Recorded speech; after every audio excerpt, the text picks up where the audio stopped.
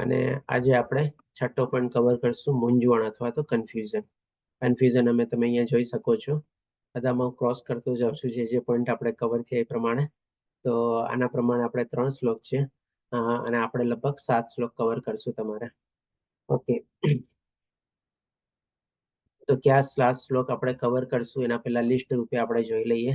બીજા અધ્યાયનો 7મો શ્લોક, ત્રીજા અધ્યાયનો બીજો, ચોથા અધ્યાયનો 16મો, 17મો અને 34મો, છઠ્ઠા અધ્યાયનો 39મો અને 18મા અધ્યાયનો 61મો શ્લોક આપણે લેશું. આ 7 શ્લોકને આપણે મૂંઝવણના સંદર્ભમાં કવર કરશું અને આપણે જાણશું કે ભાઈ આપણી પ્રેક્ટિકલ લાઈફમાં આપણે આને કેવી રીતે એપ્લાય કરી શકીએ છીએ તમારે. તો સૌથી પહેલા આપણે જોઈએ કે ભાઈ મૂંઝવણ આપણા માટે સારી છે કે ખરાબ, અથવા તો મૂંઝવણને આપણે ટાળી શકીએ કે ન ટાળી શકીએ. આ બે પહેલા મુદ્દાના પ્રશ્નોથી આપણે આગળ વધશું અને બધાને વિનંતી છે કે પ્લીઝ પોતપોતાની હા કે ના જે કાંઈ પણ હોય મને બતાવો. સૌથી પહેલા એક એક પ્રશ્ન આપણે લેશું. હું કહીશ કે હા, તો એમાં હામાં કેટલા હેન્ડ રેઝ તમે બધા કરવાનો છે. કેમ કે પહેલો પ્રશ્ન છે કે ભાઈ શું મૂંઝવણને આપણે અટકાવી શકીએ અથવા અટકાવી શકાય. તો આમાં હા જેટલા કહેતા હોય પ્લીઝ પોતપોતાનો હેન્ડ રેઝ કરો. જય પ્રભુજી મને થોડું મદદ કરજો આપણે સ્ટેટિસ્ટિક્સ લેવામાં. ધેટ મીન્સ હા વાળામાં સૌથી પહેલા વિમલા માતાજી, પછી ભાવિતા માતાજી. ઓકે, મૂંઝવણને અટકાવી શકાય, ધેટ મીન્સ હા. ઓકે, કેટલા હેન્ડ રેઝ છે આપણે 5 સુધી કાઉન્ટ કરીશું. ફટાફટ 5 સુધી કાઉન્ટ કરો. ચાલો, 1 2 3 4 4:15 4:30 4:45 5. જો 33 માંથી 17 જણા કહે છે કે ભાઈ હા આપણે અટકાવી શકીએ. ઓકે, ચાલો આપણે અહીંયા લખતા બી જઈએ. ચાલો, અચ્છા જીવેશ્વર પ્રભુજી લખે છે ને, નોટ કરજો જીવેશ્વર પ્રભુજી. ઓકે, તો પછી આપણે અહીંયા લેતા નથી. ઓકે, ધેટ મીન્સ હા 17 જણા કહે છે કે ભાઈ હા આપણે અટકાવી શકીએ. હવે ચાલો બધા હેન્ડ લોઅર કરી નાખો. હવે નામાં કેટલા જણ હેન્ડ રેઝ કરે છે એ કયો, ઇન્ક્લુડિંગ ચેટબોક્સ વાળા પણ લઈ લેજો. પહેલા બધા પોતપોતાનો હેન્ડ લોઅર કરીને પછી ફરીથી ના જેટલા જણ કહે છે એમાં બધા પોતે હેન્ડ રેઝ કરો. જેટલા પાર્ટિસિપેટ કરશો અને બધાને ફાયદો થશે તમે જોજો. કારણ કે આનું જે પરિણામ છે ને આપણે છેલ્લી સ્લાઇડમાં જોશું, ત્યારે તમે જોજો કે તમારો જવાબ સાચો છે કે ખોટો. ઓકે, ના પાડવા વાળા કેટલા અત્યાર સુધી 3 છે. તો આપણે લગભગ 30 થી ઉપર પાર્ટિસિપેન્ટ છે, તો લગભગ 17 હા પાડી, 3 ના પાડે, તો બાકીના બધા 10-15 જણા ક્યાં ગયા? એ લોકો કેમ જવાબ નથી આપતા? જો જવાબ નહીં આપો તમને નુકસાન થશે, હું તમને પહેલા કહી દઉં છું. પ્લીઝ જવાબ આપો બધા તમારે. જો તમે નુકસાન સહન કરવા રેડી હો તો બરાબર છે. ઓકે, ખાલી 4 જણા કહે છે કે ભાઈ આપણે મૂંઝવણને અટકાવી ન શકીએ. ઓકે, જીવેશ્વર પ્રભુજી પ્લીઝ નોટ કરજો આ બી. ઓકે, ચાલો બધા પોતપોતાનો હેન્ડ લોઅર કરી દો પાછો. હવે આપણે બીજો પ્રશ્ન લઈએ. શું મૂંઝવણ આપણા માટે સારી છે? આમાં હા કોણ કે છે? ચાલો, હા જે કહેતા હોય હેન્ડ રેઝ કરે તમારે.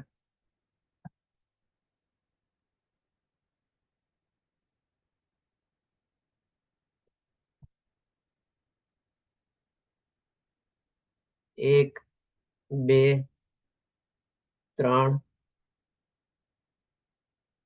4, 4:15, 4:30, 4:45, 5.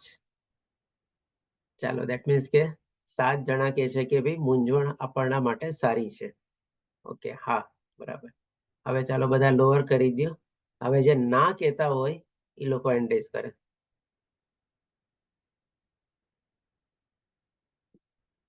ખાલી હા કે ના, જો બે તરફ જવાબ નથી આપવાનો, ખાલી મેં કીધું હા કે ના, બસ ખાલી બસ. કારણ કે તમને છેલ્લે જઈને ખબર પડશે કે મેં શું કામ હા કે નામાં જ જવાબ તમને પૂછ્યો હતો. જેટલા જવાબ આપશો ને બધા ફાયદામાં છે, તમે જોજો. જે જવાબ નથી આપતા ની નુકસાનમાં છે. ચાલો, 13 જણા કે છે કે ભાઈ મૂંઝવણ આપણા માટે સારી નથી. ઓકે, એવા ના 15 જણા, આપણે 13 જણા કે છે. ચાલો, ઓકે, વેરી ગુડ.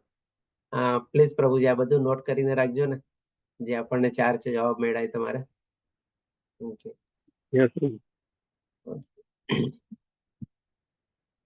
ચાલો બરાબર, આ સવાલ લીધા. હવે એકદમ છેલ્લી સ્લાઇડમાં આપણે આનો જવાબ જોશું.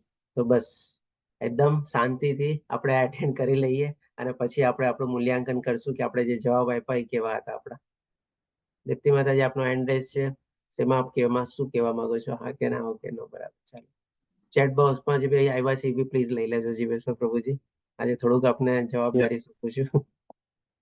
ઓકે, ચાલો હવે આપણે આગળ વધીએ. તો સૌથી પહેલા તો આપણે છે ને કન્ફ્યુઝન અથવા તો મૂંઝવણ વાળી પરિસ્થિતિ નથી હોતી ને એના સંદર્ભમાં થોડાક આપણે દાખલા લઈએ.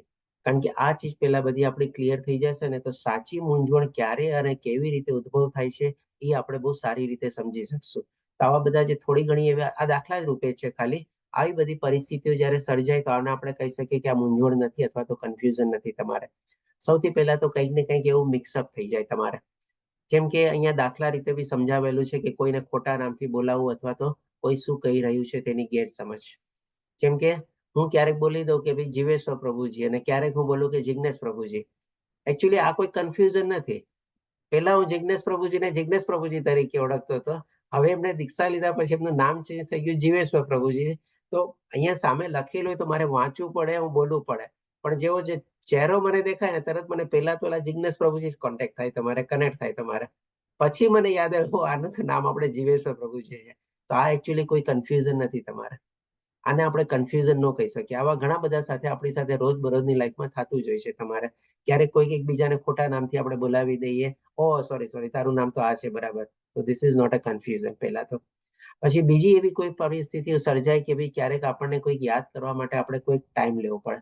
અથવા તો ટાઈમ મીન્સ એટલે કે એવું લાંબી અવધિ નહીં પણ થોડું ઘણું સમય, એટલે થોડી ક્ષણ, 2, 4, 10, 15, 20 સેકન્ડ કે મેક્સિમમ 1 મિનિટ જેવો આપણે જરાક ટાઈમ લેવો પડે. જેમ કે આના સંદર્ભમાં હું તમને એક એક્ઝામ્પલ આપું. માનીને તમે બેંકમાં તમારું લોકર ખોલવા ગયા તમારે. હવે લોકર ખોલવા ગયા અને પછી તમારે ત્યાં પાસવર્ડ કે તમને માની લો એક અધિકારી પૂછે તો તમારે જરાક આમ યાદ કરવું પડે ને. ઉપર કહું છું તને, મને યાદ છે, હું કહું છું તને.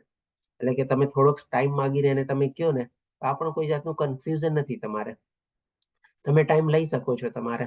અથવા તો જેમ કે અત્યારે આપણે ક્લાસ લઈએ છીએ અને વચ્ચે કોઈકના હેન્ડ રેઝ થયા ને હું કહું કે ચાલો બોલો તમે તમારો હેન્ડ રેઝ કર્યો છે, શું કહો છો? એનું સાંભળીએ પછી પાછી કંઈક ચર્ચા થાય, બીજા કંઈ બીજું બોલે, ત્રીજા કંઈક ત્રીજું બોલે અને વચ્ચે પાછું હું ક્યાં હતો હું પોતે ભૂલી જાઉં ક્યારેક. ક્યારેક એવું થાય છે કે નહીં તમારે? અરે આપણે ક્યાં હતા, હું શું કહેતો હતો એવું આપણે કહીએ ને. તો આને પણ કોઈ કન્ફ્યુઝન ન કહેવાય તમારે. આને કોઈ મૂંઝવણ ન કહેવાય તમારે. અને બીજો હજી એક એક્ઝામ્પલ તરીકે ભાઈ ક્યારેક કોઈ આવું કોઈ રંગ, જેમ નામની સાથે સાથે ક્યારેક એવી રંગનું પણ આપણને ઓળખવામાં ઘણીવાર આપણને મિસ્ટેક થાય છે. આપણને એક્ઝેક્ટ ઈ કલર કેવા શેડનો અથવા કેવો છે આપણને વર્ણવવામાં થોડી તકલીફ થાય. જેમ કે અહીંયા મરૂનનો એક્ઝામ્પલ આપેલો છે. આપણે મરૂન નો વર્ણવીએ પણ આપણે શું કહીએ કે રેડિશ શેડમાં છે, લાલાશ પડતો જરાક રંગ છે તમારે, આપણે એમ વર્ણવે ને. તો this is also not a confusion તમારે. અને લાસ્ટમાં જેમ કે ભાઈ નાની નાની ભૂલો ક્યારેક થઈ શકે. જેમ કે નાનું નાનું કોઈ મેથેમેટિકલ કેલ્ક્યુલેશન, સરવાળા બાદબાકી હોય, ક્યારેક આપણી ભૂલ થઈ જાય તમારે. આના સંદર્ભમાં આપણે કોનું મેથ્સ પાવરફુલ છે તમારે? જીવેશ્વર પ્રભુજી મને ખબર છે પહેલા હાથ કહેશે કે ના મારું મેથ્સ પાવરફુલ નથી. ભલે પોતે એન્જિનિયર છે તો એ કહેશે મારું મેથ્સ પાવરફુલ નથી. પણ જીવેશ્વર પ્રભુજી ચાલો તમારે આમાં તો મારી સાથે પાર્ટિસિપેટ કરવું પડશે. આપણે થોડા ઘણા સરવાળા લઈએ, એકદમ સિમ્પલ. 1000 વત્તા 1000 કેટલા? ફટાફટ 2000. એકદમ જવાબ આપો. તમારે એક ક્ષણનો પણ વિચાર નહીં કરવાનો. 1000 વત્તા 1000 કેટલા? 2000. 2000. 2000 વત્તા 10 કેટલા? 2010. 2010. 2010 અને 2010 કેટલા? 4020. 4020 અને 40 કેટલા? 4060. ઓકે. 4060 અને 20 કેટલા?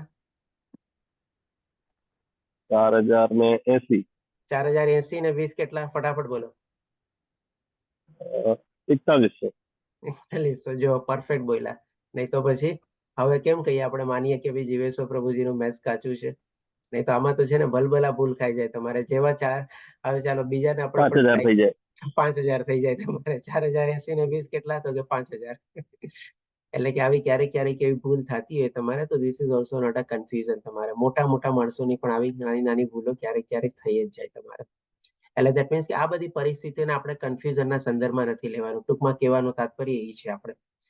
હવે આપણે લઈએ કે જે શ્લોક વાઇઝ આપણે જઈએ તો સૌથી પહેલા આપણે બીજા અધ્યાયનો જે 7મો શ્લોક છે આપણે એ લઈએ. અને આ શ્લોકને આપણે ઘણી અલગ રીતે આપણે સમજ્યા છે, ઘણી ઉચ્ચ રીતે આપણે સમજેલા છે. પણ આજે આપણે આ શ્લોકને આપણે કન્ફ્યુઝનના સંદર્ભમાં સમજશું આપણે. તો અહીંયા જે આપણે વર્ણવેલું છે આપણે અથવા તો રેડ હાઇલાઇટ અંડરલાઇન કરેલું છે, હવે હું સંકુચિતતા યુક્ત દુર્બળતા, પછી કર્તવ્ય ભૂલી ગયો છું અને મનની બધી સ્વસ્થતા ખોઈ બેઠો છું. તો આ બધા શું છે? એકચ્યુઅલી શારીરિક રિએક્શન્સ છે તમારે અર્જુનના. એ પોતે વર્ણવે છે. અહીંયા આપણે અર્જુન શરણાગતિ લે છે, ભગવાન દિવ્ય જ્ઞાન આપે છે. એ સંદર્ભમાં આપણે આ શ્લોકને આપણે ડિસ્કસ નહીં કરીએ. જેમ આપણે કીધું ને કે દરેક શ્લોકને આપણે અલગ અલગ સેન્સમાં આપણે સમજશું અને એક જ શ્લોકને ઘણા બધા 2-4 ટોપિકમાં પણ આપણે કવર કરશું તમારે. તો આ શ્લોકને અત્યારે આપણે જે લેવાના સંદર્ભમાં છે આપણે કે ભાઈ એવી જે શારીરિક રિએક્શન અથવા એની જે પ્રતિક્રિયા હતી, જેમ કે છે કે ભાઈ સંકુચિતતા યુક્ત, તો શેનું સંકુચિતતા યુક્ત? એ શેનાથી સંકુચિત થયેલો હતો? કે ભાઈ એની વિચારવાની શ્રેણીમાં પોતે સંકુચિત થઈ ગયો હતો. એ આગળનું પોતે નહોતો વિચારી શકતો હતો. તો એ સંદર્ભમાં એની સંકુચિતતા યુક્ત છે. અને દુર્બળતા, જેમ એના ભગવાન પણ એને કહે છે ને કે આવી હૃદયની દુર્બળતા ક્યાંથી આવી, આવી નપુંસકતા ક્યાંથી આવી તમારે? એટલે કે આ બધા એના ફિઝિકલ રિએક્શન્સ છે તમારે, શારીરિક રિએક્શન્સ છે તમારે, જ્યારે આવી એ પરિસ્થિતિમાં મુકાણો તો તમારે. તો ડેફિનેટલી આપણે પણ જ્યારે મૂંઝવણમાં મુકાઈ જઈએ છીએ અથવા તો જ્યારે કન્ફ્યુઝ હોઈએ છીએ, આવા શારીરિક રિએક્શન્સ આપણા થાય છે તમારે. તો એ સંદર્ભમાં આપણે જોઈએ કે કેવા કેવા આપણા શારીરિક રિએક્શન્સ થાય છે તમારે. તો આપણે જોઈએ લગભગ અહીંયા 13 જેટલા રિએક્શન આપણે સંદર્ભમાં બતાવવામાં આવેલા છે. એમાંથી આપણે છેલ્લા 8 જે રિએક્શન છે આપણે અર્જુનના સંદર્ભમાં જે આપણે લીધેલા હતા, જે આપણે પહેલા અધ્યાયમાં બધું ડિસ્કસ કરીએ છીએ. અને પહેલા આપણે જોઈએ કે ભાઈ અસ્પષ્ટ શબ્દો, એટલે કે ભાઈ ક્યારેક ક્યારેક આપણે આવી કન્ફ્યુઝિંગ સિચ્યુએશનમાં પડી જઈએ અથવા મૂંઝવણમાં પડી જાય ને, આપણે ગેંગે ફેફે કરીએ અથવા તો સ્પષ્ટ આપણે બોલી પણ ન શકીએ. બોલવા કંઈક બીજા જાતા હોઈએ અને શબ્દો કંઈક બીજા નીકળે તમારે. કેવા કંઈક બીજું ચાહતા હોઈએ, આપણી વખતે કંઈક આપણે બીજું કરીએ તમારે. એટલે કે આપણા શબ્દોની છે ને સ્પષ્ટતા ત્યારે રહેતી નથી તમારે. અને ડેફિનેટલી આવી રીતે જ્યારે આપણે કોઈક એવું માની લો આપણે વર્કશોપ કે ભાષણ કે એવામાં પણ ક્યારેક પ્રવૃત્ત થયેલા હોય, તો ઇવન જે સ્પીકર પણ હોય ને એ પણ ક્યારેક માની લો જો કન્ફ્યુઝ થઈ જાય ને, તો જ્યારે એ લોકો છે ને થોડોક લાંબો વિરામ લે છે તમારે. દેટ મીન્સ કે એની પોતાની અન્ડરસ્ટેન્ડિંગમાં એને કંઈક કન્ફ્યુઝન થયું છે. ઘણીવાર એવા હોય છે તમારે પાર્ટિસિપન્ટ લોકો તમારે કે ઊભા થઈને તમારે જે બોલવા વાળા હોય ને એને કન્ફ્યુઝ કરી દે તમારે. તો એ લોકો પણ આવી જગ્યા છે ને ત્યારે પેલા પોઝ લઈ લે તમારે. શું કામે પોઝ લે તમારે? કારણ કે એ જાણે છે કે ભાઈ આ વ્યક્તિ હવે મને કન્ફ્યુઝ કરવા માટે ઊભો થયો છે, તો મારે મારી તો સ્વસ્થતા જાળવી પડશે. એટલે કે પોતે ચૂપ થઈ જાય, પોઝ લઈ લે તમારે. અને એ કન્ફ્યુઝનને કાં તો એવોઇડ કરે અથવા તો એમાં પણ ક્યારેક પોતે પ્રવૃત્ત બી થઈ જાય છે તમારે. આવા બધા રિએક્શન્સ આપણને જોવા મળે છે તમારે. બીજું જેમ કે અસામાન્ય અથવા અસંગત વાણી, એટલે કે ભાઈ એ જે સિચ્યુએશન અથવા એ જે પરિસ્થિતિ અથવા એ જે ઘટના હોય અથવા સંજોગ હોય ત્યારે એના સંગત એટલે કે કંઈક અવળું જ બોલતો હોય, જેને એની સાથે કઈ લિંકઅપ જ ન હોય તમારે. તો આના સંદર્ભમાં જેમ આપણે અર્જુનનો પણ દાખલો લઈ શકીએ. એ જ્યારે કુરુક્ષેત્રની યુદ્ધ ભૂમિ પર ઉભેલો હતો ત્યારે એને શેના બધા વિચારો આવે છે? કરુણા, પાપ, કોઈ આનંદ નથી, કૌટુંબિક પરંપરાઓ, આ બધા શું એના યુદ્ધની સાથે કોઈ લિંક હતું તમારે? કઈ લિંક નહોતું ને આમ જોવા જાવ તો તમારે. એટલે કે અસંગત વાણી તમારે. અને અસામાન્ય, એક ક્ષત્રિય માટે બધા શબ્દો બહુ અસામાન્ય લાગે. તો ડેફિનેટલી પોતે ત્યારે કન્ફ્યુઝ હતો, એટલા માટે આ બધી અસામાન્ય અને અસંગત વાણી આપણે સંદર્ભમાં વર્ણવી શકીએ. પછી ત્રીજું છે આપણે કેવી સ્થાન અને સમયની જાગૃતિનો અભાવ. આને પણ જો આપણે અર્જુનના સંદર્ભમાં લઈએ તમારે, તો એ કુરુક્ષેત્રની યુદ્ધ ભૂમિ ઉપર ઉભેલો હતો. એ બધું ભૂલી જાય છે ત્યારે, અને એને બાકી બધા વિચારો આવે છે તમારે. એટલે કે સ્થાન અને સમય. સ્થાન શું હતું? તો કે ભાઈ યુદ્ધ ભૂમિ હતું. સમય શું હતો? તો કે ભાઈ લડવાનું હતું અત્યારે તારે. એ બધું ભૂલી જાય છે અથવા તો એનો અભાવ થઈ જાય છે તમારે. અને એના મનમાં આવા વિચારો આવે છે. એટલે કે મન ક્યાંક બાજુ બીજે ભટકી જાય છે તમારે. તો એને પણ આપણે કન્ફ્યુઝન કહી શકીએ આપણે. એને કે ભાઈ એ સ્થિતિમાં, એ પરિસ્થિતિમાં જે પ્રમાણે વર્તન કરવું જોઈએ એની બદલે કંઈક અવળું જ વર્તન કરે. અને જ્યારે કોઈ કાર્ય કરવામાં આવે ત્યારે તે શું છે તે ભૂલી જવું. આના સંદર્ભમાં ફરીથી આપણે કોમન એક્ઝામ્પલ લઈએ. જેમ કે આપણે માની લો માતાજી કોઈ રસોઈ બનાવતા હોય તમારે, અને ક્યાંક અચાનક એનું બીજે દિમાગ વયો જાય. કંઈક એવું ટીવીમાં ધ્યાન વયું ગયું કે મોબાઈલમાં ધ્યાન વયું ગયું, કંઈક બોલ્યું ત્યાં ધ્યાન વયું ગયું, અને ફરીથી પાછા માની લો કોઈ રસોઈમાં આઈટમ બનાવતા હોય, શાક કે કંઈ તમારે ભૂલી જાય કે મેં મીઠું નાખ્યું કે નહીં, મરચું નાખ્યું કે નહીં, તમારે મસાલો નાખ્યો કે નહીં તમારે. એટલે એને પછી યાદ કરવું પડે તો ભૂલી જાય તમારે. અને ક્યારેક ડબલ મીઠું અથવા તો એવી રીતે પણ રહી જાય તમારે. આ જે કામ કરતા હોય એ આપણે ત્યારે સંપૂર્ણ રીતે એમાં કોઈ આપણે ધ્યાન જ ન રહે. એકદમ આપણે એબસન્ટ માઇન્ડેડ જ થઈ જઈએ. અરે મેં શાક મૂક્યું તું, મને તો ખ્યાલ જ નથી એમાં શું નાખ્યું શું ન નાખ્યું તમારે. અને લાગણી અને વર્તનમાં અચાનક ફેરફાર. જેમ કે અર્જુનનો જે અહીંયા ફરીથી આપણે દાખલો લઈએ. ક્ષત્રિય તરીકે તમારે એની લાગણી કેવી હોય તમારે? શૌર્યવાળી, વીરતાવાળી, અને પણ યુદ્ધભૂમિમાં હોય ત્યારે. પણ ત્યારે એની આખી લાગણી કેવી ચેન્જ થઈ જાય છે તમારે? એને કરુણા જાગે છે એના મનમાં, એને લાગે છે કોઈ આનંદ નથી. ગુરુજનોને બધાને જોઈને લાગે છે પાપવૃત્તિમાં અમે પડશું. કૌટુંબિક પરંપરાનો પ્રશ્ન ઉદ્ભવે છે. આખી એની લાગણી અથવા એનું વર્તન જે છે તો ટોટલી ચેન્જ થઈ ગયું ને. જે આપણે ના ક્ષત્રિયને શોભે, ના યુદ્ધ ભૂમિમાં પણ શોભે તમારે. તો આવી બધી પરિસ્થિતિ જ્યારે સર્જાય ત્યારે આપણા પણ આવા રિએક્શન્સ હોય છે તમારે. અને જે પ્રમાણે આપણે પહેલા અધ્યાયમાં બધું જ ડિસ્કસ કરીએ છીએ, તો આને તમે આની સાથે કંઈક ને કંઈક કનેક્ટ કરજો, તમને બધા આમાં જ મળી જશે કારણો તમારે અર્જુનના. હવે આના સંદર્ભમાં આપણે આગળ વધીએ તો અર્જુનને જ્યારે ભગવાન શ્રી કૃષ્ણ બીજા અધ્યાયમાં શરણાગતિ લે છે અને બધું જ્ઞાન આપે છે, આત્મજ્ઞાન અને સ્વધર્મનું અને નિષ્કામ ભાવનું પણ બીજા અધ્યાયમાં, અને પછી સ્થિત પ્રજ્ઞ માણસની પણ વ્યાખ્યા આપે છે અને બધું બતાવે છે, ત્યારે ફરીથી પાછો અર્જુનનો પ્રશ્ન ઉભો થાય છે. એટલે કે ત્રીજા અધ્યાયના બીજા શ્લોકમાં શું કહે છે કે આવા દ્વિઅર્થી ઉપદેશોથી ઘણી વાર આપણને આવું જ્ઞાન મળે, પણ આપણને જે જ્ઞાન દેવા વાળા હોય ને, કદાચ અહીંયા જેમ કે ભગવાને તેવા કોઈ દ્વિઅર્થી શબ્દો વાપર્યા નહોતા, પણ અર્જુન એ દ્વિઅર્થી લાગ્યા ને. કેવી રીતે લાગ્યા? કે ભાઈ એક તરફ તમે મને આત્મજ્ઞાન આપો છો ને એક તરફ તમે મને સ્વધર્મ સમજાવો છો. હવે મારે આમાંથી કરવું શું તમારે? તો ભગવાન એનું પણ સ્પષ્ટીકરણ આપે છે. એટલે કે ક્યારેક એવું સ્થિતિ આપણી સંદર્ભમાં પણ સર્જાઈ જાય છે કે ભાઈ આપણને જ્ઞાન મળી જાય ને તો પણ આપણી સમજણ શક્તિ એટલી પરિપક્વ નથી હોતી. એટલે કે એમાંથી જ્ઞાનમાંથી પણ ફરીથી પાછું આપણને બીજું કન્ફ્યુઝન ઊભું થાય છે, જે પ્રમાણે અહીંયા અર્જુનને ઊભું થયું. અને અર્જુન પણ એ કહે છે કે મારી મતિ મૂંઝાઈ ગઈ છે કે હવે મારે આ માર્ગે જવું કે આ માર્ગે જવું તમારે. એટલે કે આમાંથી મારે હવે શું કરવું તમે મને ફરીથી જણાવો. એટલે કે એ પણ ક્લેરિટી પણ આપણે પ્રસ્થાપિત કરવી જોઈએ. તો આના સંદર્ભમાં હવે આપણે જોઈએ, જેમ અર્જુન ત્યારે દિશાહીન થઈ ગયો હતો કે ભાઈ મારે કયા ડાયરેક્શનમાં જવું, તો આપણા સંદર્ભમાં જેમ આપણે પહેલા જોયું ને કે ભાઈ કઈ પરિસ્થિતિ કન્ફ્યુઝન નથી, તો હવે એવી જ પરિસ્થિતિને આપણે દાખલા રૂપી જોશું કે કઈ પરિસ્થિતિને સાચું કન્ફ્યુઝન કહેવાય તમારે. તેના સંદર્ભમાં આપણે જોઈએ, આવી આપણે એક એક્ઝામ્પલના રૂપમાં છે તમારે કે આને આપણે ડેફિનેટલી 100% કન્ફ્યુઝન અથવા મૂંઝવણ તરીકે સમજી શકીએ કે ભાઈ આપણે શું છે ઘટતી સતતતા, એટલે કે આપણી એલર્ટનેસ છે ત્યારે ઘટી જાય તમારે. જેમ કે એનો અર્થ એ કે ભાઈ માની લો આપણી આસપાસ શું ચાલી રહ્યું છે તેનાથી આપણે ઓછા વાકેફ હોઈએ, ઓછા અજાણ હોઈએ, આપણને ખબર ન હોય તમારે કે ભાઈ શું થઈ રહ્યું છે તમારે. માની લો આના સંદર્ભમાં કોઈ એક્ઝામ્પલ લેવું હોય તમારે, આપણે કોઈ નવા સિટીમાં જઈએ અને નવા સિટીમાં જઈએ અથવા તો માની લો દાખલા તરીકે આપણે સૌથી પહેલી વાર આપણે આઉટ ઓફ ઇન્ડિયા ગયા હોય ને કોઈ પરદેશમાં આપણે જઈએ તમારે, અને ત્યાં પણ એટલું બધું નોલેજ ને બધું હોય નહીં. આપણે તો જે આપણા આટલા વર્ષો સુધી જ્યાં રહેલા હોય એ જ બધા પ્રમાણે આપણે ચાલતા હોય તમારે. અને ત્યાં જઈને આખી સિચ્યુએશન અથવા તો પરિસ્થિતિ આખી ડિફરન્ટ થઈ જાય. જો કોઈ આપણને ત્યાં ગાઈડ અથવા માર્ગદર્શન કરવા વાળું ન હોય તો આપણને ઘણા બધા કન્ફ્યુઝન એમાંથી ક્રિએટ થાય તમારે. કારણ કે આપણે એનાથી વાકેફ જ નથી, આપણે અજાણ છીએ ટોટલ, આપણને માહિતી નથી, આપણને જ્ઞાન નથી આપણે તમારે. એવી જ રીતે બીજી ચીજ જેમ કે દિશાહીનતા આપણે આગળના શ્લોકમાં પણ જોયું અર્જુનના, કે જ્યારે આપણે માની લો ડ્રાઈવ કરતા હોઈએ, આપણને બરાબર રસ્તો ન ખબર હોય અને ક્યારેક આવી રીતે બે ફાટા પડતા હોય ત્યારે આપણે પણ કન્ફ્યુઝ થઈ જાય. આ રસ્તો વાં પણ જાય છે, આ રસ્તો અહીંયા પણ જાય છે, મારે કઈ બાજુ જવું તમારે? ઘણા લોકો તમે જોજો ડ્રાઈવ કરતા હોય ક્યારેક ક્યારેક આવા રીતે કન્ફ્યુઝન આપણને ઊભા થાય છે તમારે. જ્યાં આપણે આ તો બહુ નાની ચીજ છે તમારે, પણ એવી રીતે લાઈફમાં પણ એવી બધી ઘણી બધી પરિસ્થિતિઓ સર્જાય છે. મારે હવે કરવું શું? ઓલો મને કે છે આમ કર, આ કે છે આમ કર, મને લાગે છે આમ કર, તો મારે કરવું શું તમારે? એટલે કે સાચો રસ્તો આપણે પારખી નથી શકતા.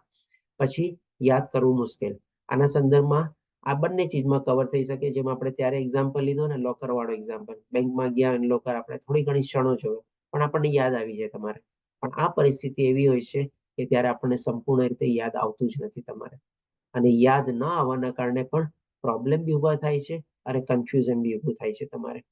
ઘણી વાર તમે જોજો કોઈ ચીજ આપણને કોઈ વખતે પૂછે ને, આપણે એનો જો ત્યારે સટીક જવાબ ન આપી શકીએ ને તો સામેવાળો વ્યક્તિ છે ને પાછો એને બીજી રીતે બી લઈ શકે.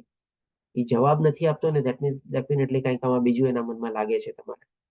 એટલે કે આપણે જવાબ નથી આપી શક્યા, આપણે યાદ કરવું પડે છે, એને સામેવાળો બીજા તરીકે લઈ લઈએ છીએ અને એ બીજી તરીકે લે છે, એટલા માટે ફરીથી પાછું આપણા માટે બીજું કન્ફ્યુઝન ઊભું થાય છે તમારે. આવી પરિસ્થિતિ ઘણીવાર આપણે રોજબરોજની લાઈફમાં પણ ક્યારેક ક્યારેક આપણે જોઈએ છીએ તમારે. આના સંદર્ભમાં કોઈને કંઈ શેરિંગ કરવું હોય કે કંઈ કહેવું હોય તો પણ બતાવી શકે છે તમારે હેન્ડરેસ કરીને. અને પછી પોતાની ક્ષમતાને સમજવામાં અસમર્થતા. ઘણીવાર એવા સંજોગો આપણી સામે ઊભા થાય છે. જી લલિત પ્રભુજી કે. પ્રભુજી સવારે બીપી ની દવા લેવાની હોય, હમ જુદી કાઢી રાખું ને તો જ યાદ આવે છે, નહીતર એમ થાય કે ખાધી કે નથી ખાધી, ખાધી કે નથી ખાધી, યાદ જ નથી રહેતું. નથી. સાચી વાત. રાતની દવામાં કાંઈ પ્રોબ્લેમ નથી થતો, સવારની દવામાં જુદી કાઢી રાખી હોય સ્ટ્રીપમાંથી હમ તો બરાબર છે, નહીં તો ન કાઢી હોય તો પછી ખાધી છે કે નહીં યાદ જ ન આવે કોઈ સંજોગોમાં. બરાબર. ઓકે બરાબર. હરે જી કીર્તિમાં હરે પ્રભુજી કૃષ્ણ. હેન્ડ રાઈઝ છે, બોલો. એક એક 1 by 1 બધા હેન્ડ રાઈઝ હરે કરતા જઈએ, જેથી કરીને 1 by 1 લઈએ આપણે. કીર્તિમાં પ્રભુજી બોલો. એટલે કેવું છે, આપણે પેલું લેક્ચર આપતા હોય ને ત્યારે અમુક વાર યાદ ના આવે ને, કે અમુક વસ્તુ મિસ થઈ જાય, બરોબર ને, ત્યારે વધારે કન્ફ્યુઝન થઈ જાય. બરોબર. હરે કૃષ્ણ. હા. અને ત્યારે છે ને આપણને આપણી પ્રેસ્ટીજ નો બી સવાલ આવે છે ઘણી વાર. વાત બરાબર છે. ઓકે. પણ એકચ્યુઅલી પ્રભુજી આપણે જયારે આપણે પબ્લિક સ્પીકિંગમાં હોઈએ ને, આવી બધી સ્થિતિઓ ક્યારેક ક્યારેક સર્જાય, પણ એના ઘણા બધા ઉપાય છે તમારે. એ બધા ઉપાય પણ જો આપણે જાણી લીધા હોય ને તો આવી બધી સિચ્યુએશન આપણે એવોઇડ બી કરી શકીએ તમારે. એનીવે એ પછી આપણે ક્યારેક લેશું, ક્યારેક એવું થશે તો. જય શશી માતાજી બોલો, શું કીધા? ચોક્કસ પ્રભુજી, મારે કોઈ દવા નથી, પણ મારી યાદ શક્તિ ની અંદર એવું છે કે રસોઈ કરતા કરતા મસાલો જોતો હોય તો સ્ટોર રૂમ માં જઈને રાશન ગોતો. આવું કેમ થતું? અને પછી ખ્યાલ આવે કે મારે તો મસાલા તો કાઢેલા છે, આ તો લીલો મસાલો જોઈશે, તો ફ્રીજ ખોલવાને બદલે સ્ટોર રૂમ ની અંદર શોધાશોધ કરે, પછી ખ્યાલ આવે કે શું જોતું. આવી મૂંઝવણ. ઓકે બરાબર, ધન્યવાદ. અને શશી માતાજી, હા આપને પણ યાદ કરી દો, આપનો એક પ્રશ્ન હતો ને, યાદ છે આપનો કયા પ્રશ્નનો મેં જવાબ નહોતો આપ્યો તમને? શશી માતાજી આપ મ્યુટ છો માતાજી. એક કપલ નો પ્રશ્ન હતો કે અમે લોકો ગયા હતા, એ પ્રશ્નનો મને ના ના, જવાબ એ કપલ નો સંતોષ નહીં, નથી. યાદ કરો. એની પહેલા તો મને પ્રશ્ન પૂછ્યો છે અને કદાચ કીર્તિમાં પ્રભુજીને યાદ હોય, કારણ કે કીર્તિમાં પ્રભુજી મને ઇન્સિસ્ટ કર્યું હતું કે પ્રભુજી આનો જવાબ તમે આપો. યાદ છે કીર્તિમાં પ્રભુજી? ઓકે, ચાલો આપનો પ્રશ્ન લઈ લઉં પેલા, અને યાદ રાખજો એ પ્રશ્ન, કદાચ આપણે ફરીથી યાદ આવી જાય. તમે મને ત્યારે શું કીધું હતું કે ભાઈ હું મારી બેનને ત્યાં કથા સાંભળવા જાઉં છું, અને એ જે કથાકાર છે તમારે છેલ્લે એ પ્રમાણે એવી પ્રણાલિકા છે, યાદ આવ્યો ને? તો ચાલો હવે આપના મોઢેથી જે પેલા પ્રશ્ન બોલો, એનો ઉકેલ લેશું આજે આપણે. આપ મ્યુટ છો.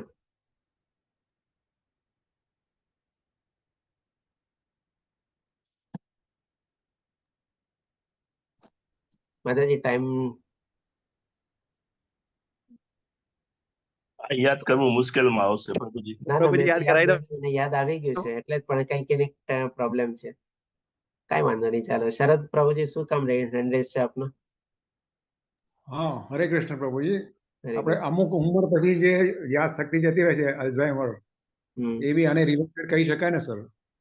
પ્રભુજી એ એકચ્યુઅલી થોડી બીમારી જ છે આપણે, ડેફિનેટલી. એ સતર્કતા નથી તમારે આમ જોવા જાવ ને તો. એ બીમારીના કારણે આપણે જે ભોગવવું પડે છે એ અલગ ચીજ થઈ ગઈ, એને આની સાથે કોઈ લિંકઅપ નથી આમ જોવા જાવ તો. અને ડેફિનેટલી થોડી ઘણી ઉંમર પ્રમાણે પછી નેચરલ ટેન્ડન્સી થઈ જ જાય છે, યાદ શક્તિ ભૂલી જવાય છે બધું. ઓકે ચાલો, સરસ બધાને શેરિંગ કરવા બદલ. અને શશી માતાજી, જયારે આપને યાદ આવે ત્યારે આપણો હેન્ડ રેઝ કરજો. આપના પ્રશ્નનો જવાબ આજે આપણે લેશું તમારે. ઓકે, તો પોતાની ક્ષમતાને સમજવામાં અસમર્થતા. તો ઘણીવાર આપણી પાસે એવી સિચ્યુએશન, પરિસ્થિતિ હોય છે કે જ્યારે આપણને પોતે છે ને આપણા ઉપર ડાઉટ થાય છે, આ કેમ આમ થયું? હું તો આમ કરી શકતો તો, મેં પહેલા બી કરેલું છે, તો શું આમ નહીં કરી શકું? આવી રીતે કેમ સર્જાઈ ગયું તમારે? એટલે કે આવી પરિસ્થિતિ જ્યારે થાય ને ત્યારે આપણે સમજવાનું કે આપણે 100% કન્ફ્યુઝનમાં છે, કારણ કે આપણની પોતાની કેપેબિલિટી ઉપર, આપણી પોતાની આવડત, ટેલેન્ટ, કાબિલિયત ઉપર આપણને પોતાને વિશ્વાસ નથી રહેતો તમારે. અને પરિસ્થિતિ અને સંજોગોથી આપણે એવા ઘેરાઈ જઈએ છીએ કે જેથી કરીને આપણા મનમાં ઓર આવી મૂંઝવણ થાય છે તમારે. પછી છેલ્લી ચીજ છે આપણે ભ્રમણા, એટલે કે ભ્રમણા એટલે કે એક જાતનું ઇલ્યુઝન તમારે. તો આમાં સંદર્ભમાં એક આપણે દાખલા રૂપે લઈએ, જેમ કે માની લો આપણે ટ્રાવેલિંગ કરવા જતા હોઈએ તમારે, કોઈ ચીજ આપણે લેવાની હોય તમારે, આપણે કહીએ કે ભાઈ ચાલો, આપણે પછી ચીજ જ્યારે જરૂર હોય, કોઈ કે ભાઈ તે આ ચીજ ક્યાં રાખી છે? ઓલી વ્યક્તિ કે ભાઈ જો આ બેગમાં મેં આ રાખી છે તમારે. પછી બેગ ખોલીને જોવા જોઈએ, તેમાંથી મળે નહીં. અને પછી વ્યક્તિ 100% આપણને, મેં આમાં જ રાખી હતી, કેમ નથી મળતી? તું ધ્યાનથી ગો, તેમાં જ હોવી જોઈએ, મેં બરાબર યાદ કરીને રાખ્યું છે એમાં તમારે. તો એકચ્યુઅલી છે ને આપણી ભ્રમણા છે. હોઈ શકે એણે ઈ જ બેગમાં ક્યારેક બીજી વાર ટ્રાવેલિંગ કરતા હશે ત્યારે ઈ જ ચીજ એણે એમાં રાખેલી હશે અને ઈ ચીજ યાદ કરીને અત્યારે પોતે બતાવે છે કે ભાઈ 100% કોન્ફિડન્ટ છું ને મેં એમાં જ રાખેલી છે, તું ધ્યાનથી ગો. તારી ભૂલ થાય છે, મારી ભૂલ નથી થતી. એકચ્યુઅલી ભ્રમણા થઈને આવી પરિસ્થિતિ ઘણીવાર આપણી સાથે થાય છે. પર્ટિક્યુલરલી ટ્રાવેલિંગમાં તમે જોજો આવી થાય જ છે તમારે. તો ડેફિનેટલી આવા બધા ઇલ્યુઝન પણ આપણે જે થાય છે એ આપણી ભ્રમણા છે ને આપણને એમાંથી કન્ફ્યુઝન ક્રિએટ થાય છે. તો આવી બધી પરિસ્થિતિઓના સંદર્ભમાં આપણે સમજી શકીએ કે આ ડેફિનેટલી કન્ફ્યુઝિંગ અથવા મૂંઝવણ વરનારક પરિસ્થિતિઓ છે તમારે. હવે આપણે શ્લોક વાઇઝ હવે આગળ વધીએ તો આપણે 7મા શ્લોકમાં ભગવાન ચોથા અધ્યાયના 16મા શ્લોકમાં ભગવાન બતાવે છે આપણે જ્ઞાન યુગમાં કે ભાઈ બુદ્ધિશાળી મનુષ્યોની મતિ પણ મૂંઝાઈ જાય છે. તો આ આપણે શેના સંદર્ભમાં અહીંયા કન્ફ્યુઝનના સંદર્ભમાં કનેક્ટ કરીએ છીએ કે ભાઈ એવું જરૂરી નથી કે જે બુદ્ધિશાળી હોય, બહુ હોશિયાર હોય, બહુ લાયકાત કાબેલિયત હોય એના જીવનમાં કન્ફ્યુઝન ન આવે. કન્ફ્યુઝન જે છે બધાના જીવનમાં આવી શકે છે તમારે અને આવે જ છે તમારે. આના સંદર્ભમાં તમને પાર્ટલી જવાબ મળશે. જેમ સ્ટાર્ટિંગમાં આપણે પહેલો પ્રશ્ન લીધો હતો ને કે શું મૂંઝવણને આપણે ટાળી શકીએ છીએ, એવોઇડ કરી શકીએ છીએ. પછી એની જેણે હા પાડી એના સંદર્ભમાં પોતે સમજી શકે છે અને જેણે ના પાડી પણ પોતે સમજી શકે છે કે ઇનડાયરેક્ટલી એ પ્રશ્નનો જવાબ અહીંયા પણ આપણને મળે છે તમારે કે ભાઈ કોઈ પણ મૂંઝવણમાં પડી શકે છે અથવા તો મૂંઝવણને આપણે આવી જ છે, લાઈફમાં આવે જ છે. આપણે મૂંઝવણને આપણે કોઈ રીતે આપણે નિવારી નથી શકતા, ટાળી નથી શકતા, એવોઇડ નથી કરી શકતા તમારે. અને એનું કારણ પણ શું છે ને એ આપણે છેલ્લા સ્લાઇડમાં પેલા એક શ્લોક દ્વારા જોશું કે કેવી રીતે ભગવાન જ આપણને કહે છે કે આ મૂંઝવણને આપણે ટાળી નથી શકતા તમારે. હવે પછી આપણે જોઈએ ભગવાન હવે આના ઉપાયો પણ બતાવે છે. એટલે કે ડેફિનેટલી આપણી લાઈફમાં મૂંઝવણ આવે છે અને કોઈ પણ વ્યક્તિના લાઈફમાં મૂંઝવણ આવી શકે છે અને ગમે ત્યારે આવી શકે છે. જેમ ભગવાને કીધું ને બુદ્ધિમાન મનુષ્યો પણ એની પણ મતિ મૂંઝાઈ જાય છે. હવે આપણે જોઈએ આ શ્લોકના સંદર્ભમાં જે આપણને ભગવાને આપણ ચોથા અધ્યાયમાંથી 17મો શ્લોક છે તમારે કે કર્મની આંટીઘૂંટીને સમજવી ઘણી મુશ્કેલ હોય છે અને મનુષ્ય કર્મ શું છે, વિકર્મ શું છે, અકર્મ શું સારી ડેફિનેટલી આ બધી ચીજને આપણે આમાં ઇમ્પોર્ટન્સ નથી આપતા, પણ આમાંથી લર્નિંગ શું છે એ આપણે સમજવાનું છે કે કોઈ પણ પરિસ્થિતિ અને સંજોગોની જટિલતાને આપણે પહેલા સમજવું જોઈએ. એની કોમ્પ્લેક્સિટી કેવી છે ને એ આપણે સમજવું જોઈએ. જેમ અહીંયા ભગવાન અર્જુનને સમજાવીને શું કે છે, આંટીઘૂંટીને સમજવી. એટલે આપણે પણ જ્યારે મૂંઝવણમાં મુકાઈએ ત્યારે પરિસ્થિતિ અને સંજોગોને આપણે એની કોમ્પ્લેક્સિટી કેટલી છે બહુ સરસ રીતે સમજવાની કોશિશ કરવી જોઈએ. હવે આપણે શેના તરફ આગળ વધી રહ્યા છે કે આપણી લાઈફમાં જ્યારે મૂંઝવણ આપણે ઉદ્ભવે એનું નિરાકરણ કેવી રીતે કરવું, એનું સોલ્યુશન કેવી રીતે કરવું. એના સંદર્ભમાં પહેલા આપણે આ 3 શ્લોક લેશું, પછી એક સ્લાઇડમાં આપણે બધી ચીજ સમરાઇઝ કરીને ટોટલ લગભગ 15 આપણે ટેકનિક જાણશું કે કેવી રીતે આપણે આ કન્ફ્યુઝનને આપણે દૂર કરી શકીએ છીએ. ભગવાન આપણને ભગવદ્ ગીતામાં પણ સોલ્યુશન આપેલું જ છે, એ જ આપણે બધું કેચ કરીએ છીએ એમાંથી. એટલે કે કોઈ પણ આવી પરિસ્થિતિ આપણી સામે સર્જાય જે આપણે કન્ફ્યુઝિંગ હોય અથવા તો મૂંઝવણ દેવાવાળી હોય તો આપણી પરિસ્થિતિ અથવા સંજોગોની આપણી કોમ્પ્લેક્સિટી આપણે સમજવાની. બીજું જેમ અહીંયા ભગવાન આપણને શું કહે છે કે ભાઈ મનુષ્ય કર્મ શું છે, વિકર્મ શું છે અને અકર્મ શું છે. એટલે કે અહીંયા ભગવાન એને શું કરીને બતાવે છે કે ભાઈ કોઈ પણ પરિસ્થિતિ સંજોગોનું વિશ્લેષણ કરતું. એટલે કે આપણે પણ ત્યારે એનું વિગતવાર વિશ્લેષણ કરવાનું છે, એનાલિસિસ કરવાનું છે આપણે તમારે. અને હજી ભગવાન હવે ત્રીજી ચીજ શું બતાવે છે તે સારી રીતે જાણવું જોઈએ.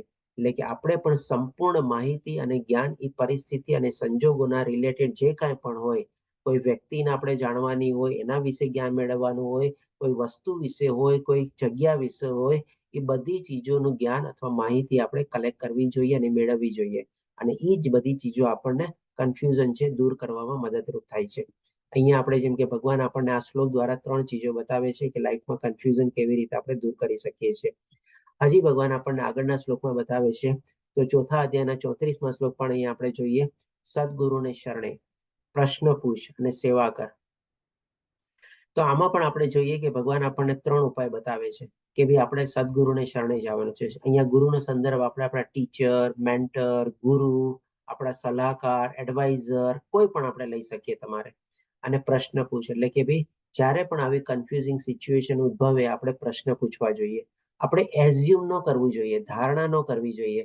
જેમ આપણે ગઈકાલે થોડી ઘણી આપણે ચર્ચા કરી હતી ને, ધારણાના કારણે કેટલા બધા આપણને પ્રોબ્લેમ ઉભા થાય છે અને સામેવાળી વ્યક્તિ શું વિચારે છે એનું કામ આપણે પોતે કરીએ છીએ. એટલે કે આપણે એના નોકર બની જઈએ છીએ આપણને કઈ પગાર નથી મળતો તોય આપણે સામેવાળો શું વિચારશે આપણે વિચારવાની આપણે તસદી શરૂ કરી દઈએ છીએ અને કામ આગળ વધારીએ છીએ અને અલ્ટિમેટલી આપણે જ આપણા પગ ઉપર કુવાડી મારીએ છીએ. એટલે કે ડેફિનેટલી ધારણા નથી કરવાની, આપણે પ્રશ્ન પૂછવાના. નથી સમજાણું, ઓકે, ક્લિયર. અર્જુને કેવા પ્રશ્નો પૂછ્યા બધી જગ્યાએ. જે શશી માતાજી આપનો મેસેજ હતો, આપને યાદ આવી ગયો લાગે છે આપનો પ્રશ્ન? હા, યાદ જ હતું, નેટ તકલીફ થઈ ગઈ. બસ, તો હવે જયારે અહીંયા એટલે તમને ખાલી એક પોઈન્ટ કહી દઉં કે અહીંયા જેમ કે છે ને કે સેવા કરી, તમે ખાલી યાદ રાખજો. પછી આપણા પ્રશ્નોને આપણે ડિટેલમાં લેશું, કારણ કે તમે પ્રશ્નના સંદર્ભમાં મને ત્યારે શું પૂછ્યું હતું, આ બહુ મારા માટે મોટી મૂંઝવણ છે, આનો મને તમે કોઈ ઉપાય બતાવો. બરાબર, યાદ આવી. બરાબર ને? બસ. સવારના હા, સવારના ક્લાસમાં અને મેં ત્યારે તમને જવાબ નતો આપ્યો અને ત્યારે પછી કીર્તિમાં પ્રભુજી એડ કર્યું હતું કે પ્રભુજી આનો જવાબ તમારે આપવો પડશે. મેં કીધું ભાઈ ધીરા ખમો. ઓકે, મને ત્યાં ઘણી પેલી થઈ કે આનો જવાબ ક્યાં લેવો એમ. બરાબર. ઘણી ગળમથલ થઈ કોની પાસેથી જવાબ લેવાનો એમ, કારણ કે ત્યાં તો પૂછાય નહીં એવી પરિસ્થિતિ. બરાબર છે, પણ એનીવે એનો જવાબ તમને આજે મળી જશે અહીંયા. ઓકે, તો આમાં પણ કે છે કે ભાઈ સેવા કર એટલે કે અહીંયા કીર્તિમાં પ્રભુજી યાદ આવ્યું આપને બી? હા પ્રભુજી, યાદ આવી ગયું. બરાબર પ્રભુજી, આવી ગયું ને? બરાબર.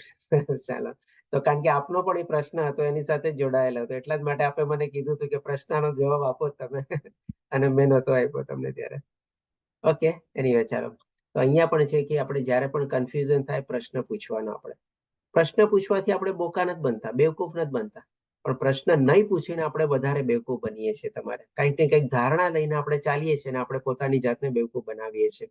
અને સેવા કર, અહીંયા સેવા કરવાનો મતલબ કોની સેવા? તો કે ભાઈ આવા સદગુરુને શરણે જઈને સેવા કર. અહીંયા સેવા કરવાનો મતલબ આપણે લઈ શકીએ કે ભાઈ એ લોકોની પણ કંઈક ને કંઈક એવી રિક્વાયરમેન્ટ હોય.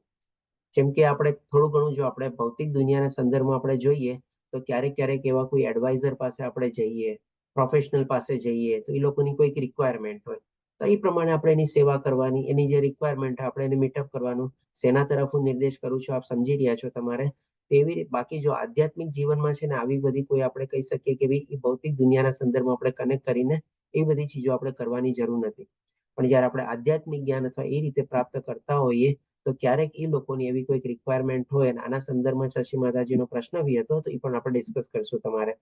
તો એ સંદર્ભમાં આપણે કંઈક સેવા કરવી જોઈએ તમારે.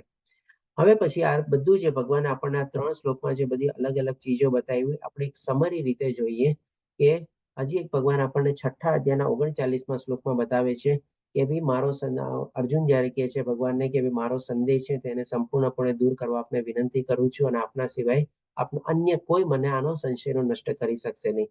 આપણે પણ ડેફિનેટલી એવી વ્યક્તિની શોધ કરવાની છે કે જે આપણું મૂંઝવણ દૂર કરી શકે. આજે જેમ શશી માતાજીએ કીધું ને કે ભાઈ આનો જવાબ મારે કોની પાસેથી ગોતવો, ક્યાંથી ગોતવો?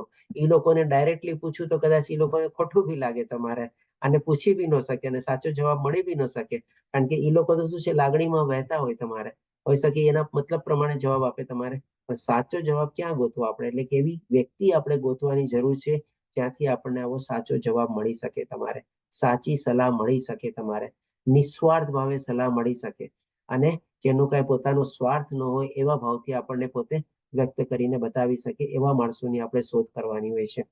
તો અહીંયા સુધી જે ભગવાને આપણને બધા ઉપાયો બતાવ્યા અને એ સંદર્ભમાં આપણે આવા 15 ઉપાયો જોઈએ કે આ રીતે આપણે જ્યારે પણ મૂંઝવણ ભરી પરિસ્થિતિમાં મુકાઈ જઈએ આનો આપણે સહારો લેવો જોઈએ અને આ સહારો લઈને આપણે આપણી મૂંઝવણ જે છે આપણે દૂર કરવી જોઈએ. તમારે ફરીથી આપણે એકવાર થોડું ઘણું શોર્ટમાં બધું ડિસ્કસ કરી લઈએ. ડિટેલમાં આમ તો થોડું ઘણું કરેલું છે. સૌથી પહેલા તો જેમ કે વર્તમાન પરિસ્થિતિનું વિશ્લેષણ કરો. જેમ ભગવાને કીધું ને અકર્મ શું છે, કર્મ શું છે, વિકર્મ શું છે, એટલે ગમે તે આ તો એક દાખલા રૂપે કોઈ પણ એવી પરિસ્થિતિ સિચ્યુએશન આવે ને એનું ડિટેલ્ડ એનાલિસિસ કરો. તમારે ક્યાં થયું, કેવી રીતે થયું, કેમ થયું, શું કામે થયું, કેવી રીતે કરાવ્યું, એને આમ કેમ ન કર્યું, આમ કેમ ન કર્યું, 1000 પ્રશ્ન પૂછો ને બધું નોટ ડાઉન કરો. પછી લિંક બનાવો. તમારે ઓ હા હવે મને આખી પરિસ્થિતિ સમજાણી. પછી પરિસ્થિતિને એની સામે વર્ણવીને તમે કન્ફર્મ કરો તે જે મને વર્ણવ્યું એ પ્રમાણે હું આ સમજ્યો છું કે સમજી છું, બરાબર છે કે નહીં, બોલ કન્ફર્મ કર. જો આંખે દેખ્યો એવા એને કર્યું હોય. બહુ એનાલિસિસ કરો. તમારે નાના નાના ભાગમાં એને વેચીને તમે અને તમારી લાગણીઓનું પણ તમે એવી રીતે વિશ્લેષણ કરો. પહેલા હું શું વિચારતી હતી, હવે મને ખબર પડ્યા પછી હું શું વિચારું છું, પેલા મારી શું ધારણા હતી, હવે એને જે વર્ણવ્યું એના પ્રમાણે તો આખું કઈ બીજી સિચ્યુએશન છે, આખી પરિસ્થિતિ તો પલટાયેલી લાગે છે. મારી લાગણી ચેન્જ થઈ કે નહીં, આનું પણ એનાલિસિસ કરો તમે આખું. પછી સામેની વ્યક્તિની પરિસ્થિતિ અને સંજોગોનું પણ વિશ્લેષણ કરો. એ ક્યાં હતું, કેવી રીતે હતું. આજે અર્જુને ભગવાન શ્રી કૃષ્ણ વિશે બી તો વિચારવું જોઈએ ને, કે ભાઈ કેવી પરિસ્થિતિમાં એને ત્યાંથી લઈ આવ્યો હતો અર્જુન. ભલે તમે નિયત હશો તોય તમે ચાલો મારી સાથે ચાલો, અને હવે અહીંયા આવીને પોતે શું કહે છે, મારે યુદ્ધ નથી કરવું તમારે. તો ભગવાન તો એમ કે ને, હાલે ભાઈ પકડ તારો રથ, હું જાઉં છું, તાર નથી કરવું ને તો ન કર. સામેવાળાની પણ સ્થિતિ વિચારો તમારે, એનું પણ આખું સંજોગોનું બધું વિશ્લેષણ કરો તમારે, અને શું સાચું છે એના ઉપર ધ્યાન કેન્દ્રિત કરો. ઘણીવાર આપણને છે ને સાંભળેલી વસ્તુ છે ને ઘણીવાર આપણે કે ખોટી હોય છે. આપણે જે ઓલા બધા ટેકનિક હોય છે ને કે ભાઈ એક માણસથી લઈને 10 માણસ ઉભો હોય, પેલા માણસને કંઈક કહે અને એને પછી કે ભાઈ બીજા કોઈ સાંભળે નહીં, અને હવે કે તારે બીજાને કાનમાં કહેવાનું, બીજો ત્રીજાને કાનમાં કે, ત્રીજો ચોથાને કાનમાં કે, અને જયારે 10મા માણસને કે ભાઈ હવે તું પેલા માણસને જઈને કે ભાઈ તને શું સંભળાયું, તમારે આખી સિચ્યુએશન આખી પલટી જ ગઈ હોય તમારે, આખું કઈ અલગ જ ચિત્રણ કરતું હોય તમારે. એટલે કે સાંભળેલી વસ્તુ ઉપર આપણે વિશ્વાસ કરવાની જરૂર નથી તમારે. શું સાચું છે એના ઉપર આપણે ફોકસ કરવાનું છે, અને સંભવિત પરિસ્થિતિ શું છે એના ઉપર ધ્યાન કેન્દ્રિત કરો. એટલે કે ભાઈ પોસિબિલિટી શું થઈ શકે. આજે જેમ કે અર્જુન એમ પ્રશ્ન પૂછ્યો ભગવાનને કે ભગવાન ચાલો હું યુદ્ધ કરી તો લઉં, તમે મને કહી શકશો આની શું પોસિબિલિટી છે. માની લો હું જીતી જાઉં તો શું થશે, હું હારી જાઉં તો શું થશે. એ રીતે પણ તો પ્રશ્ન કરી શક્યો ને તમારે. એટલે કે હંમેશા શું છે, પ્રશ્ન પૂછવાની પણ એક કળા છે અથવા સ્ટાઇલ છે તમારે. આ જસ્ટ એક દાખલા રૂપે આપણે લઈએ છીએ, કારણ કે આપણે એકચ્યુઅલમાં તો આપણે કનેક્ટ નથી કરવાનું કે અર્જુને આમ પૂછવું હતું ને એવી રીતે, પણ એ તમને એના હિસાબમાં સંદર્ભ મળવું છું કે ભાઈ આપણે જે પ્રમાણે પ્રશ્ન પૂછીએ ને એ પ્રમાણે પણ ક્યારેક સામેવાળાથી આપણને પ્રતિસાદ મળે છે તમારે, કે ભાઈ આપણે કેવી રીતે આપણે પ્રશ્ન પૂછીએ છીએ, અને પછી આપણે તમારા વિચારોને હકારાત્મક પરિણામ પર કેન્દ્રિત કરો. એટલે કે હંમેશા પોઝિટિવ ઉપર જ થિંક કરવાનું, એના ઉપર જ સ્ટ્રેસ મૂકીને આપણા પ્રશ્નો પણ એવી જ રીતે આપણે પૂછવાના તમારે. નેગેટિવ ચીજોને આપણે બને ત્યાં સુધી અવોઇડ કરવી જોઈએ તમારે, કે સામેવાળા માણસનો પણ આપણે દ્રષ્ટિકોણ જાણી શકીએ તમારે. અને તમારી ધારણા ઉપર પુનઃ વિચાર કરો. એ ધારણા એટલે કે એઝમ્પશન બેસિસમાં તો હું તો કહીશ કે જવાનું જ નહીં તમારે. અને જો તમે એવી કોઈ ધારણા લઈને ચાલતા હો ને, ફરીથી તમે એના એનાલિસિસ કરો, એ મારી ધારણા સાચી હતી કે ખોટી હતી, કયા સંજોગોમાં મેં ધારણા લીધી હતી, હવે સંજોગો અને પરિસ્થિતિ બદલાણી છે તો મારી ધારણામાં પણ કઈ સુધારો વધારો કરવાની જરૂર છે કે નહીં, એ બધું બી તમે કરો તમારે. અને તમારા નિર્ણયના ફાયદા અને ગેરફાયદાને ધ્યાનમાં લ્યો. એટલે કે ભાઈ જેમ કે અર્જુન અત્યારે વિચારે કે ભાઈ હું જો યુદ્ધ કરીશ તો મને શું ફાયદો, કારણ કે એને વિચાર્યું હતું ને કે કોઈ આનંદ નથી, અને યુદ્ધ નહીં કરું તો મને ગેરફાયદો શું છે. બધી રીતે વિચારવું જોઈએ ને તમારે. ઉતાવળમાં ક્યારે પ્રતિક્રિયા ન આપો, એટલે કે બહુ હેસ્ટીલી ડિસિઝન લેવાનો છે. બધી વખતે ટાઈમ માંગો તમારે, જ્ઞાન મેળવો. જેમ ભગવાને પણ કીધું ને કે દરેક ચીજને સમજો તમારે, સમજણ અથવા તો જ્ઞાન મેળવો, અથવા તો એના માટે ઇન્ફોર્મેશન ગેધર કર, અને બધું કે ને કે ટોટલ ડાટા ગેધર કર તમારે. નવી કુશળતા મેળવો. ઘણી વાર આપણને કન્ફ્યુઝન શું છે, આપણી કોઈક એવી કાબેલિયત ન હોય ને એટલે કે આપણને કન્ફ્યુઝન થાય છે. કોઈક એવી સ્કિલ ડેવલપમેન્ટ આપણે કરી લઈએ, કોઈક એવી ટેલેન્ટ આપણે શીખી જઈએ તો ઘણી વાર આપણને આવા કન્ફ્યુઝન દૂર થઈ જાય છે.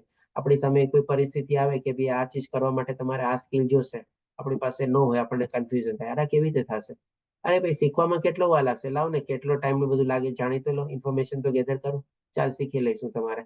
આજે જેમ કે ઘણા લોકોને આ વોટ્સઅપમાં ઝૂમ ક્લાસીસ એટેન્ડ કરવામાં પેલા પ્રોબ્લેમ આવતો તમારે, તો બધા માર્ગદર્શન આપતા, આપણી ટીમ પણ બધી સારી હતી, તમારે બધું સલાહ સૂચન આપતા હતા, કેવી રીતે ઝૂમમાં જોઈન કરવું, કેવી રીતે ઓપરેટ કરવું, કેવી રીતે અનમ્યુટ દબાવવું, કેવી રીતે હેન્ડ રેઝ કરવો, કેવી રીતે વિડીયો ઓન કરવો, બધું આપણે માહિતી આપી. આ બધી સ્કિલ છે, શીખી જવાનું, એમાં શું છે. ગમે તે ઉંમરે કંઈ પણ આપણે શીખી શકીએ છીએ તમારે. એટલે કે આવી કુશળતા શીખો અને તમારા માર્ગદર્શક ગુરુ નિષ્ણાતની સલાહ લો. અને ડેફિનેટલી જે પ્રમાણે ભગવાને કીધું, સદગુરુને શરણે જા. એવા કોઈ પણ એડવાઇઝર છે, પ્રોફેશનલ છે, મેન્ટર છે, ગુરુ છે, ટીચર છે, શિક્ષક છે, કોઈની પણ પાસે આપણે જઈને આવી રીતે પ્રશ્નો પૂછીને આપણે એનો નિકાલ કાઢવાનો અથવા તો કન્ફ્યુઝન આપણું દૂર કરવાનું. લાસ્ટમાં ભગવદ્ ગીતા વાંચો અને આપણી તમારી અંતરાત્માની સલાહ લો. આપણે ભગવાન સાથે આપણે જોડાવાની કોશિશ કરવાની. આ બધા જસ્ટ આપણે 15 આપણે જે ઉપાયો છે, મારા ખ્યાલથી લગભગ બધા ઉપાયો આપણે કોઈ પણ કન્ફ્યુઝિંગ સિચ્યુએશન હોય, આ બધા જો સ્ટેપ્સ જેટલા એમાં એપ્લાય થતા હોય, આપણે એપ્લાય કરીએ તો આપણને આરામથી એમાંથી માર્ગદર્શન મળી જાય છે. હવે આપણે જોઈએ 18મા અધ્યાયનો 61મો શ્લોક. હવે આના સંદર્ભમાં તમને જે સ્ટાર્ટિંગમાં જે બે પ્રશ્ન પૂછ્યા હતા ને એ પ્રશ્નોના જવાબ મળશે તમારે. તો જો ભગવાન પોતે આપણને 18મા અધ્યાયના 61મા શ્લોકમાં કહે છે કે હે અર્જુન, પરમેશ્વર જીવ માત્રના હૃદયમાં વસે છે અને ભૌતિક શક્તિના યંત્ર પર આરૂઢ થયેલા સર્વ જીવોને પોતાની માયાથી ભ્રમણ કરાવી રહ્યા છે. આગલો પાઠ આપણે જવા દઈએ, એ બધું પાછા બીજા સંદર્ભમાં આપણે લેશું. તમારે ભગવાન શું કહે છે? સર્વ જીવોને, એટલે કે જેમ આપણે જાણ્યું ને, બુદ્ધિમાનમાં બુદ્ધિમાન વ્યક્તિને પણ એની લાઈફમાં કન્ફ્યુઝન ગમે ત્યારે ગમે તે રીતે આવી શકે. હોઈ શકે નાનું કન્ફ્યુઝન એ મોટું કન્ફ્યુઝન હોય, એટલે કે કોઈ એવું નથી આપણે. અને માયાથી, પોતાની માયાથી ભ્રમણ કરાવી રહ્યા છે. તો જો આપણે જે કન્ફ્યુઝનમાં પડીએ છીએ ને, ભગવાનની માયા જ છે. એટલે કે હવે તમે સમજી શકો છો કે આપણે જે બે પહેલા પ્રશ્ન લીધેલા હતા કે શું આપણે મૂંઝવણને અટકાવી શકાય, ભગવાનની માયાને આપણે જીતી શકવાના છીએ? નહીં.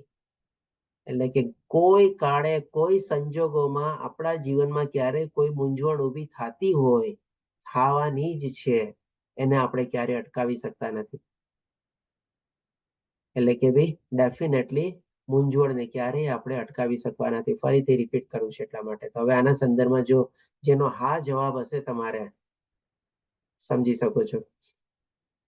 અને એની પાછળનું કારણ પણ આપણે જાણ્યું. ભગવાન પોતે કહે છે કે ભાઈ મારી માયાથી હું બધાને ભ્રમણ કરાવી રહ્યો છું. ભ્રમણ કરવું એટલે એક જાતની ભ્રમણા, ઇલ્યુઝન, કન્ફ્યુઝન ઈ થયું ને તમારે. કોણ એનાથી બચી શકવાનું છે? બોલો. કેટલા જણા હા જવાબ આપ્યો તો? જી વિમલા માતાજી, શું કહો છો આપ?